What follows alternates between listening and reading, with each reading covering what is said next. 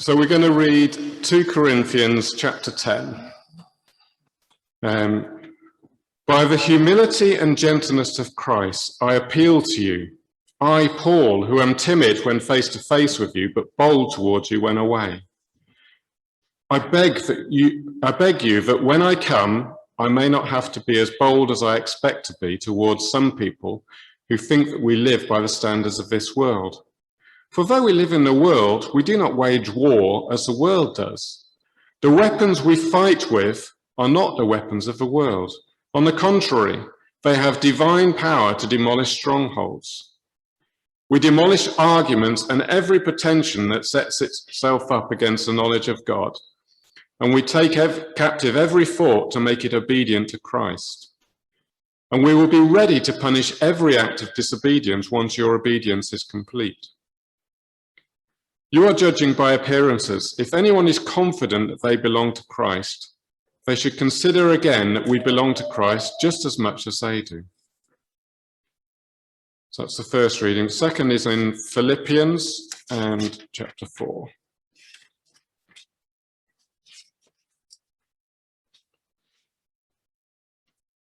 Therefore, my brothers and sisters, you whom I love and long for, my joy and crown, stand firm in the Lord in this way, dear friends.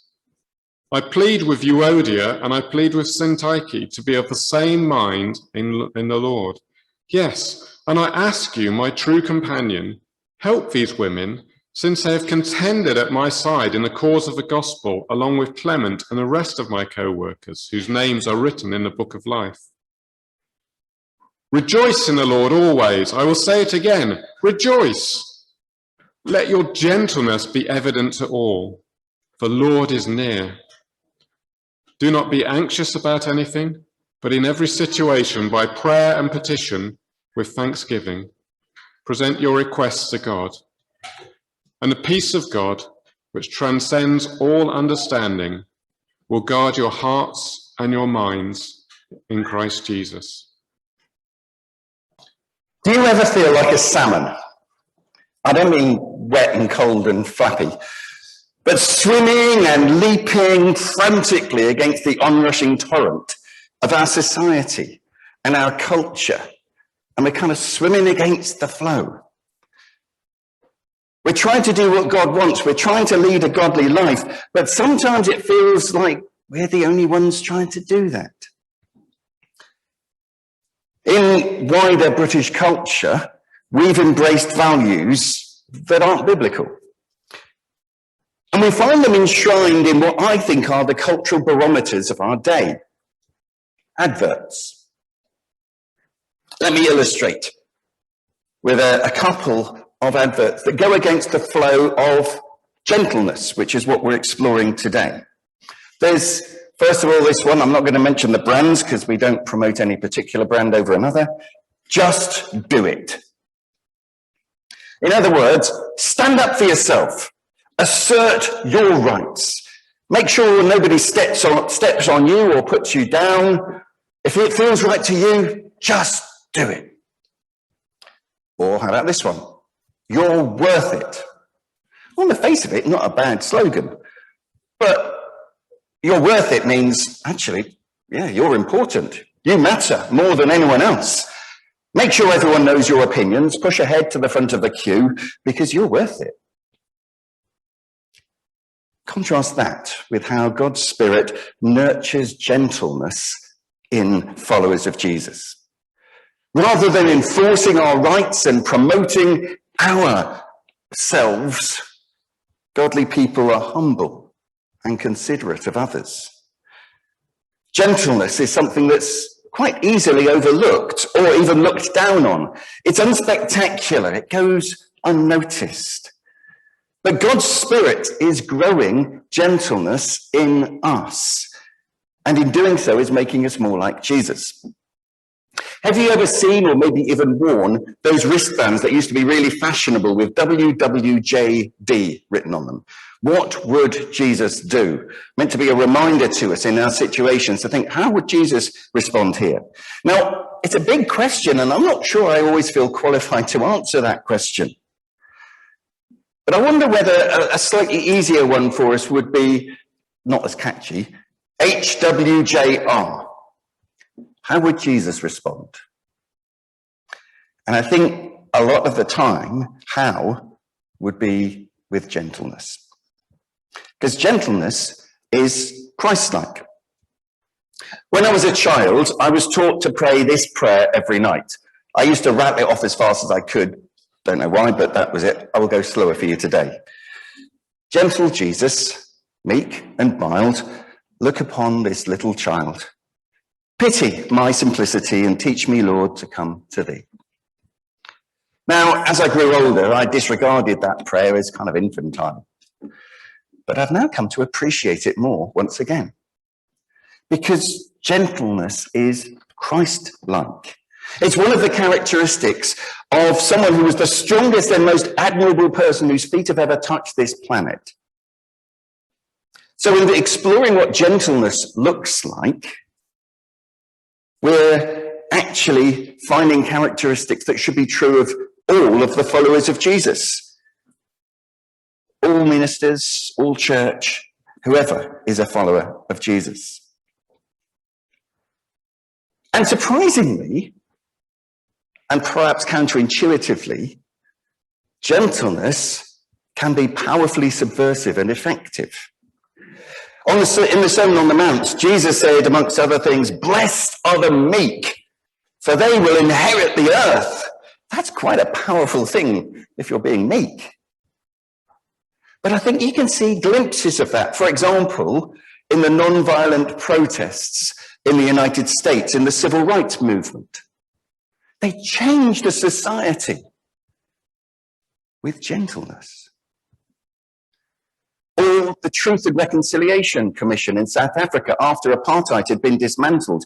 It was a potentially explosive environment. But with gentleness, actually reconciliation was more possible. I think they're powerful examples of Christ-like gentleness. Jesus was gently humble. He didn't lord it over people, did he? He didn't impose his will on others. And if anyone could have, you'd have thought the Son of God would be entitled to do so, wouldn't you? But he demonstrated a humility that we can only just hope to emulate as God's Spirit grows that fruit in us. And Jesus was even willing to submit himself to torture and execution so that he could restore our relationship with God.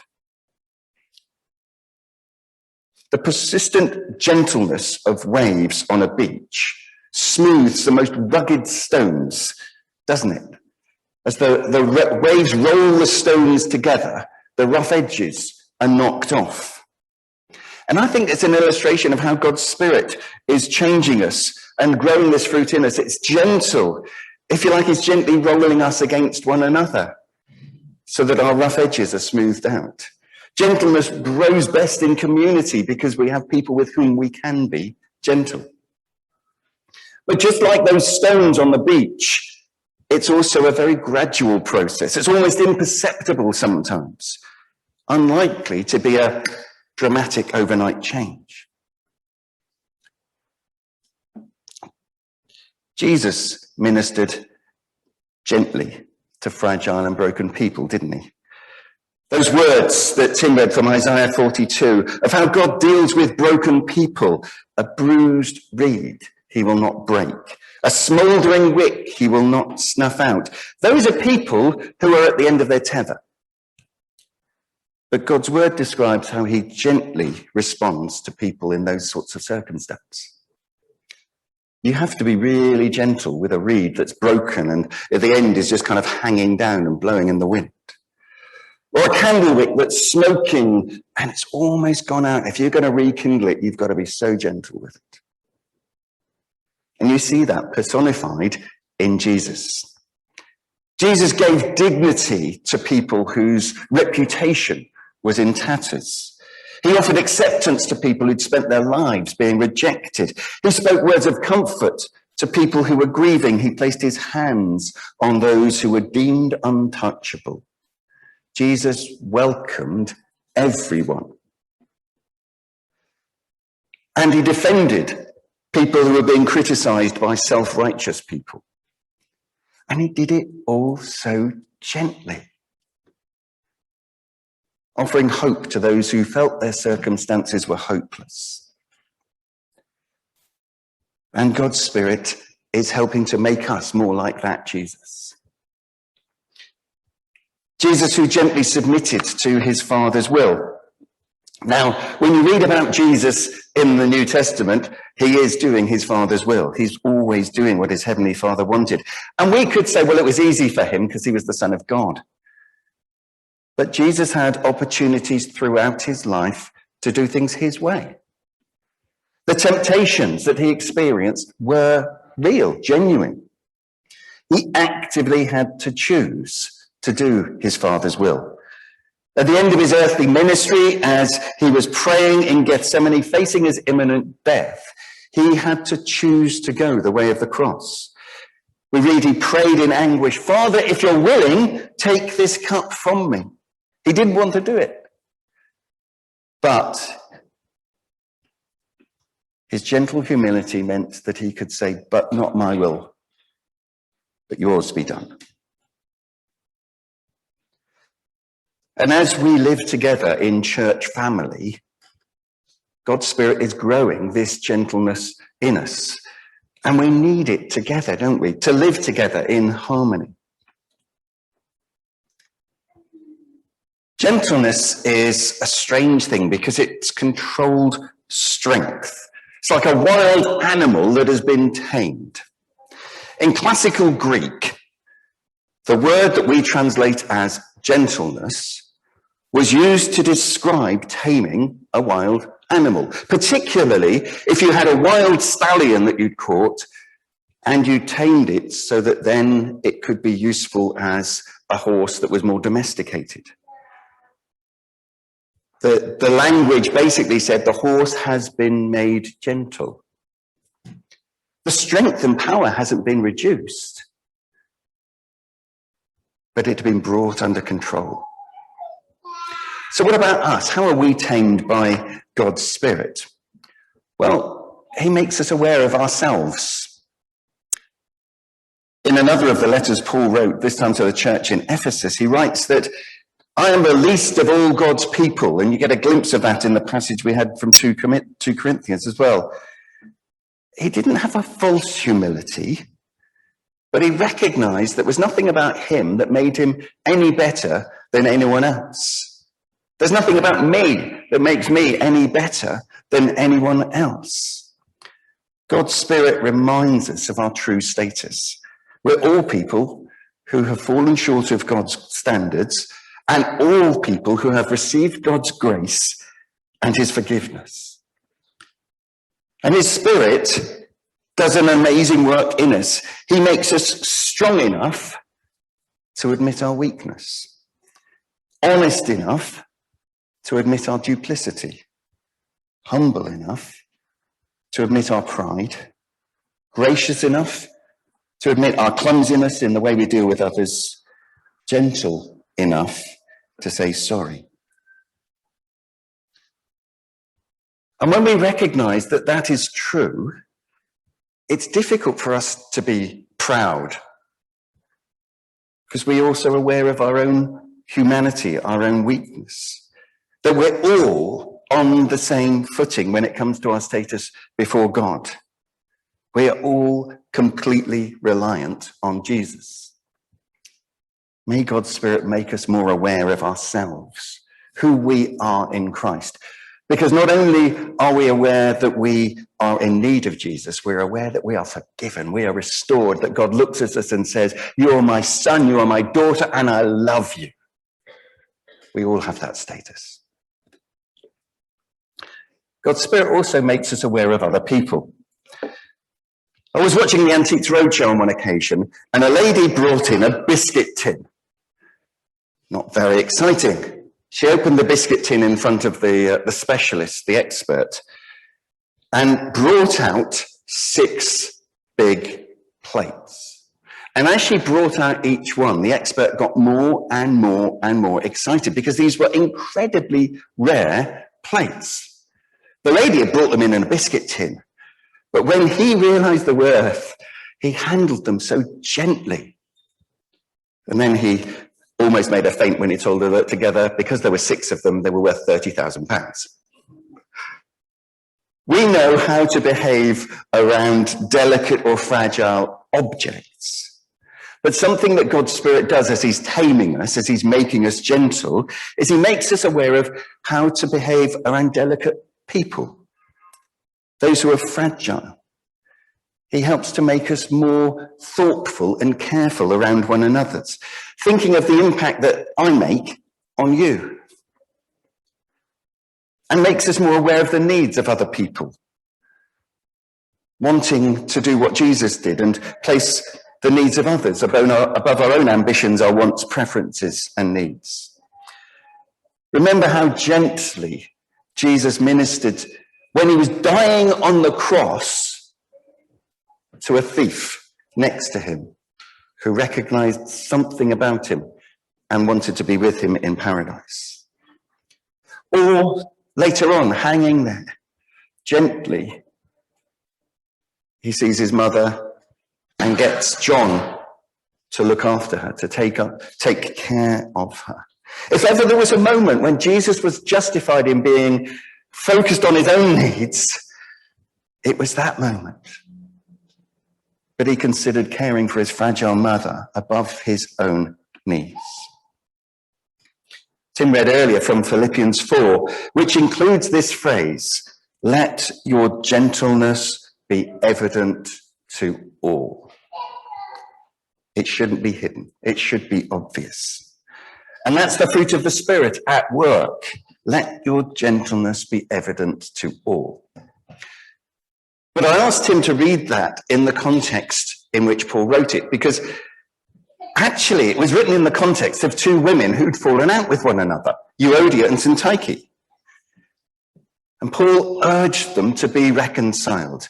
And how is that going to happen? Well, he follows it on. Well, rejoice in the Lord, be grateful who you are in Jesus, and let your gentleness be evident to all. They were going to be able to be reconciled by being gentle with one another,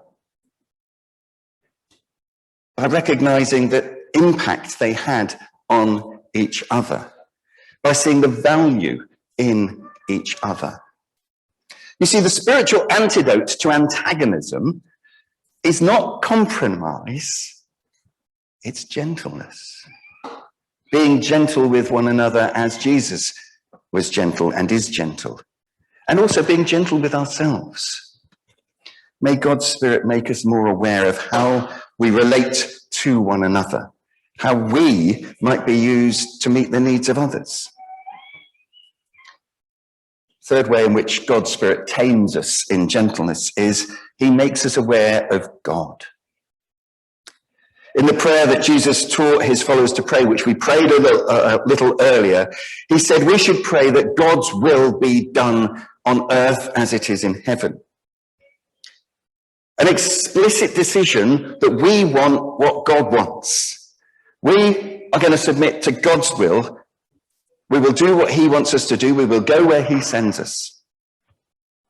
Something that God's Spirit does in taming us is he transforms our selfishness, our self-centeredness, and we become God-centered and selfless. He helps us to change our attitude to consider the needs of others above our own. He changes us from, instead of having clenched fists to hold on to our rights or to defend ourselves, instead to reach out with open hands in surrender to God.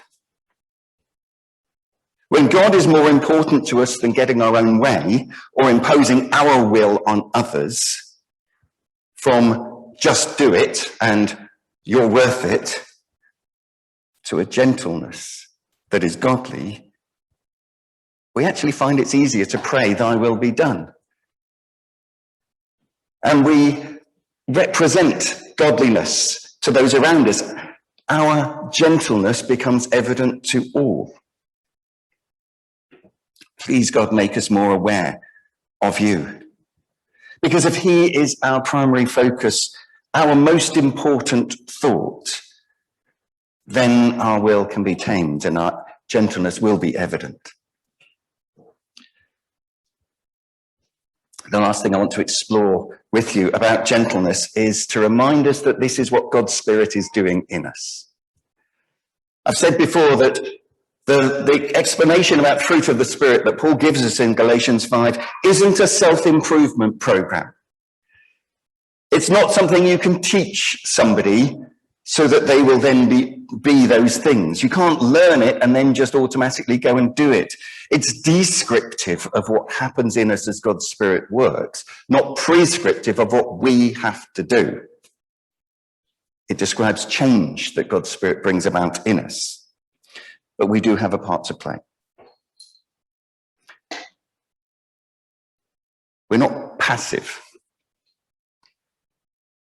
It's, I think, a difference between, say, cosmetic surgery and physiotherapy. And if at the moment you're thinking, well, I'll try and explain. If you undergo cosmetic surgery, you go under general anaesthetic, I'm told, I've not had it done, and the surgeon does what the surgeon does, and you wake up transformed, looking different. Physiotherapy involves an assessment from the physiotherapist, yes, and then they advise and they encourage and they inspire and they give you exercises to do in order that you can regain the strength or the mobility that you need. And so you have a part to play in getting better. Do you see the difference? We, with God's Spirit, are having some spiritual physiotherapy going on. And the Bible tells us how it's going to happen, but we have things to do as well. And Paul particularly explains this later on, just after the list of the fruit of the Spirit. He talks about keeping in step with the Spirit. Since we live by the Spirit, he says, let's keep in step with the Spirit. And so if we are having the fruit of gentleness growing in us, part of the way we do that is by being close to God. If you keep in step with someone, you're close to them. The image Paul probably had in mind was of marching in step with soldiers, but it could be keeping in step with a dance partner or keeping in step with your parent walking along the beach. How do we gently keep in step with the Spirit? Well, I love this image. Just imagine for a moment that you're the child and God is the adult. So as you pray, perhaps physically, if it helps you enact it, or just in your imagination, imagine reaching your hand up to take hold of the hand. And as you've opened your hand to take his, let go of selfishness, maintaining your own position, and instead say, I want to go where you're going. I want you to take the lead, but I want to be close. Sometimes we let go of his hand and we either lag behind or we run ahead. He wants us to go at his pace. And we can pray that that spirit of gentleness can replace harshness or insensitivity. Asking that God's Spirit will change us. We give him permission. Sometimes we plead with him because we recognize how we have been. And we remember too that the fruit of the Spirit that Paul writes about was written to a whole church community. It's not a personal self-improvement program even. It's a corporate thing that happens in us and among us and between us and through us. So as community, we give each other permission to help us to be gentle with one another. That rolling of the stones against one another as the waves gently wash. Perhaps we could even give each other permission to gently point out if there are moments when we have been less than gentle with another. And if so, gently seek restoration with that person. Another part of the spiritual physiotherapy is immersing ourselves in the Bible. God speaks to us, he ministers to us through his word, and we get to know more about Jesus. We get to see the one that we want to emulate. And the more aware of who Jesus is that we become, the more likely we are to remember that later on and react in that way when we are with other people. To respond gently when perhaps we might not have done in the past.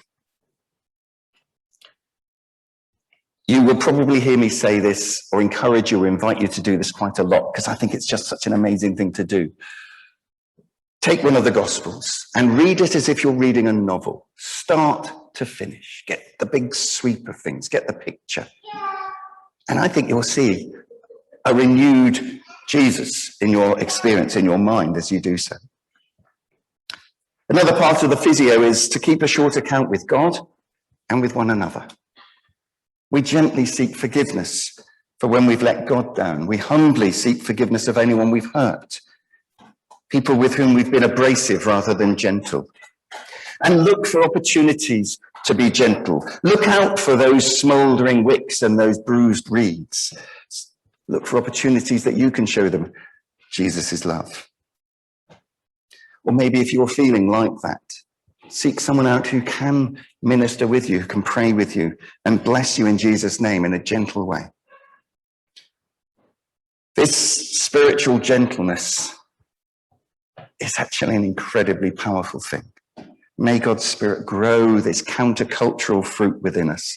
May we emulate gentle Jesus, meek and mild, being tamed by his Spirit.